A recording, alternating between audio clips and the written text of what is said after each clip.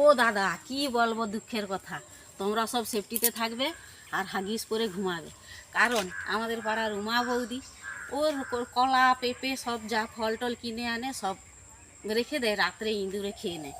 বৌদি একদিন ভাবলো যে এরকম খেয়ে তো নষ্ট করে দিবে ইঁদুর, আমি মিট সেলফে রেখে দিই। মিট সেলফের মধ্যে রেখে আটকে দিয়েছে, আর ইঁদুর ঢুকতে পারছে না। রাতের বেলা ইঁদুর কলা খুঁজতে এসেছে, কলা কোথায় পাবে, এদিক ওদিক খোঁজার পর কোথাও পায়নি। দৌড়াদৌড়ি এদিক করতে করতে দেখে না একটা বিছানায় দাদা শুয়ে আছে, মশারিটা তুলে পেচ্ছাপ করতে গেছিলো, ঢুকছে ফাঁকা আছে, সেখান থেকে ঢুকে গেছে।